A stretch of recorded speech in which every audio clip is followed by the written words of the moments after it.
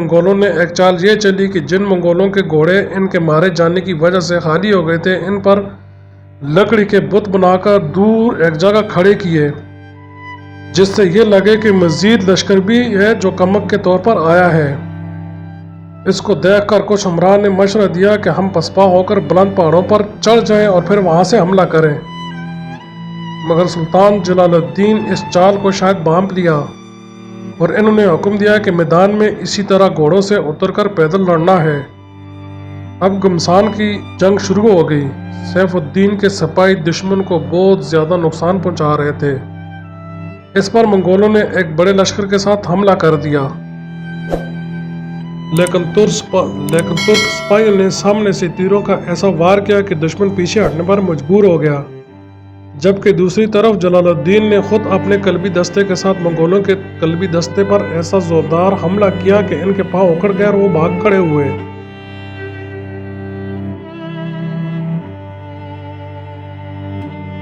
सुल्तान जलालुद्दीन ने इनको भागता देखकर हुक्म दिया कि घोड़ों पर सवार होकर इनका पीछा किया जाए और इनको भागने ना दिया जाए।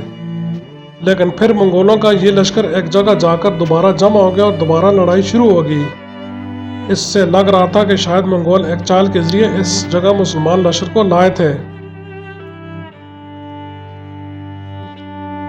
बहरहाल ये चाल थी या मजबूरी, लेकिन इससे मुसलमान लश्कर के हौसले बहुत बुलंद हो गए थे। वो किसी सूरत पीछे हटने वाले नहीं थे। इसलिए इन्होंने एक नए जोश व जज्बे के साथ इतने शदीद हमले किए कि दुश्मन को अंदाज़ा हो गया कि वह बुरी तरह फंस गया है। अब मंगोल लश्कर यहाँ से भी भागने पर मजबूर हो गया, लेकिन इस दफ़ा सुल्तान जलालुद्दीन के लश्कर ने इनके परखचे उड़ा दिए। ये लश्कर जितना बड़ा साइज में था, इसी हिसाब से हलाकतें भी ज़्यादा हुई, और इन हलाक होने वालों में चंगेज़ का सबसे काबिल एतमाद बेटा तो अली खान भी था। मुसलमानों ने इस दिन इन मंगोलों से अपने बदले चुन चुन कर चुकाए, यहाँ तक कि हमें गाड़ने वाले मजदूर भी गुस्सा ठंडा करने के लिए इन कैदियों पर टूट पड़ते थे और इनके कानों में महक ठोंकते थे ताकि अपने इंतकाम की आग को ठंडा किया जा सके। ये पहला मौका था कि मंगोल कैदी बने थे, वरना इससे पहले ये मशहूर था कि मंगोल मैदान जंग में मर जाते हैं मगर इनको कोई गिरफ्तार नहीं कर सकता। और यहाँ पर जिनको मंगोल गुलाम या कैदी बनाकर लाए थे, सिर्फ अददी बर्तरी बढ़ाकर पेश करने के लिए उन्हें भी आज़ाद करवा लिया गया। अब इन पे दर पे फतवात जलालुद्दीन को मिली थी। इनसे न सिर्फ मुसलमान मुजाहिदीन का मुराल बाल हुआ था, बल्कि नए मुजाहिदीन की आमद के लिए हालात साजगार हो गए और इसके चर्चे मुल्क के तूल व अर्ज तक फैल चुके थे। अब चंगेज़ खान को भी एक ज़बरदस्त झटका लगा। जो सिर्फ फतह का आदी था, उसे शिकस्त भी सहनी पड़ रही थी, और अपने काबिल एतमाद बेटे की हलाकत के बाद तो इसके गुस्से की इंतहा नहीं थी।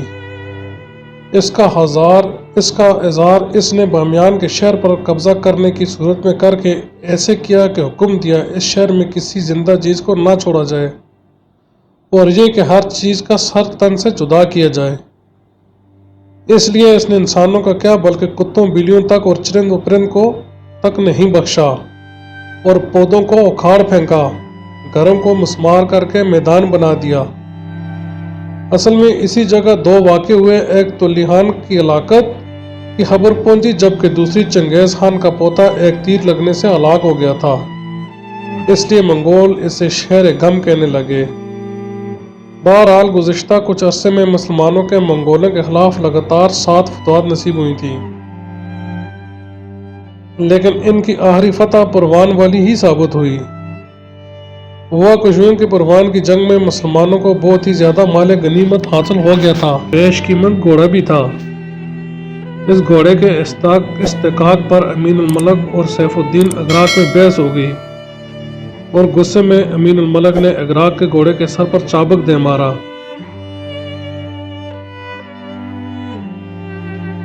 इससे दोनों तरफ के आमियों ने तलवारें निकाल दी और अमीन उल मलक के आदमियों से सैफुद्दीन अगराक का भाई कत्ल हो गया। जब सुल्तान जलालुद्दीन को इसका इल्म हुआ तो इनको बहुत दुख हुआ, क्योंकि दोनों इसके लश्कर के मैन बाजू थे اور جرأت و بہادری میں خوب کمال دکھا چکے تھے، آسان نہ تھا۔ اب مسئلہ یہ تھا کہ اگر قصاص کا حکم دیتے تھے امین الملک الگ ہو جاتا، اور اگر اس کا التوا کرتے تو سیف الدین نے الگ ہونا تھا، اور امین الملک سے معافی مانگنے کی بھی امید نہ تھی، جبکہ سیف الدین سے معاف کرنے کی بھی توقع نہ تھی۔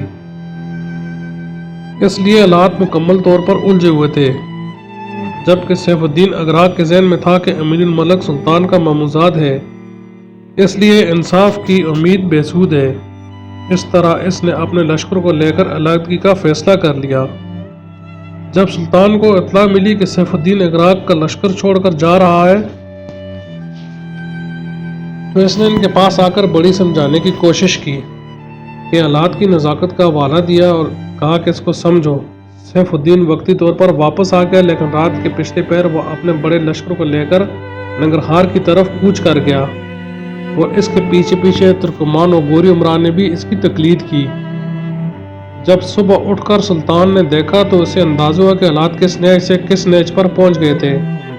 اب خیمہ گاہ خالی پڑی ہوئی تھی، اس لیے جو امید جاگی تھی کہ چنگیز خان کو ایک واضح مقابلہ کر کے شکست دی جا سکتی ہے اور اسے واپسی پر مجبور کیا جا سکتا ہے، مانت پڑ گئی تھی اور امیدیں ٹوٹنے لگی تھیں۔ جب یہ اتحاد ٹوٹ گیا اور طاقت کم ہو گئی تو منگولوں کے لیے آسان ہو گیا، اور کچھ عرصہ بعد خبر آئی کہ سیف الدین اگراق، اعظم الملک اور ان کے وفاق کا لشکر فنا ہو گیا، جس میں کچھ تو اندرونی مسئلے مسائل تھے جبکہ کچھ منگولوں کے ہاتھوں تباہ ہوئے۔ اب جب چنگیز خان کو سلطان جلال الدین کے لشکر کی تقسیم کی اطلاع ملی تو وہ بہت خوش ہوا، اور شاید اسے کسی ایسے ہی موقع کی تلاش تھی، اس لیے اس نے اپنے لشکر کو جمع کر کے سلطان جلال الدین کی طرف بڑھنا شروع کر دیا کہ موقع اچھا ہے، قبل اس کے کہ سلطان جلال الدین منظم ہو اس سے پہلے ہی اس کو ختم کر دیا جائے۔ سلطان جلال الدین کو جب اطلاع ملی تو اس نے بہت کوشش کی کہ پھوٹے لشکر کو منا کر مقابلہ کیا جائے، مگر سب کوششیں بے سود ہو گئیں، اور پھر خود بھی انہوں نے کسی میدان میں مقابلہ کے بجائے دوبارہ غزنی کی طرف بڑھنا شروع کیا۔ اصل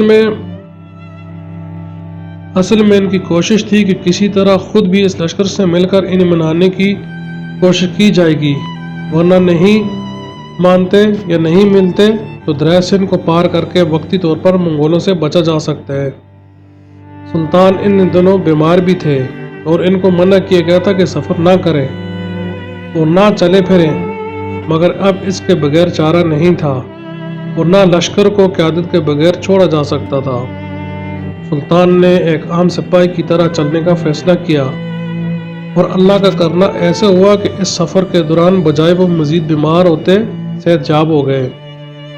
چنگیز خان، جس نے اسلامی لشکر میں پھوٹ کا فائدہ اٹھا کر تعاقب شروع کیا تھا، نے اس بات کو سب سے زیادہ یقینی بنانے کی کوشش کی کہ یہ لشکر دوبارہ کسی صورت ایک دوسرے سے نہ مل سکیں، اس لیے اس نے جگہ جگہ اس کی ناکہ بندی کر دی تھی۔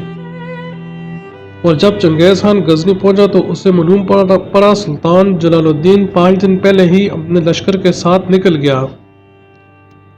اسے اندازہ ہوا کہ وہ تو بہت دور نکل گیا ہوگا، لیکن چنگیز خان کے پاس اپنے سب سے سخت دشمن سے جان چھڑانے کا اس سے اچھا موقع اور نہیں آ سکتا تھا، کیونکہ ایک تو اسلامی لشکر ٹولیوں میں بٹ گیا تھا اور سلطان کے پاس بہت کم لشکر تھا، جبکہ اس نے بھی منگولوں کا ایک جمع غفیر جمع کر لیا تھا، اس لیے وہ ہر حالت میں اس خطرے کو ختم کرنا چاہتے تھے۔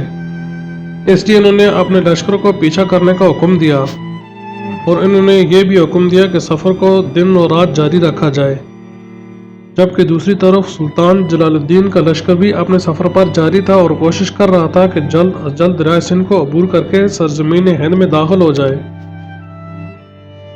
سلطان جلال الدین نے پشاور کے بجائے شمال مشرق کی طرف دریائے سندھ کا سفر اختیار کیا، اور ان کی کوشش یہی تھی کہ سرزمین ہند کے بادشاہ شمس الدین التمش سے مدد کی درخواست کی جائے۔ چنگیز خان بڑا شاطر انسان تھا، وہ ان حالات کو سمجھ گیا، اور اس کا پورا زور اسی پر تھا کہ اسے کسی صورت دریا عبور نہ کرنے دیا جائے۔ چنگیز خان کا لشکر قریب سے قریب تر آتا جا رہا تھا، اور ان کا ہر اول دستہ بالکل قریب آ گیا۔ سلطان کو جب اطلاع ملی تو اس نے رات کے پہر اس ہر اول دستے پر حملہ کر دیا۔ مسلمان پہاڑوں سے اترتے ہوئے حملہ آور ہوئے، جس سے ان چنگیزی دستوں کو سنبھلنے کا موقع نہیں ملا۔ منگولوں کو اصل میں سلطان جلال الدین سے اس کی توقع بالکل نہیں تھی۔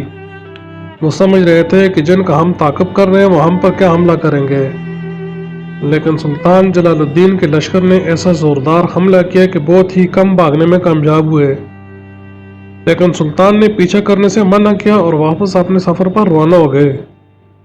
جب چنگیز خان کو خبر ملی تو وہ تلملا اٹھا اور اپنے تعاقب کو مزید تیز تر کر دیا۔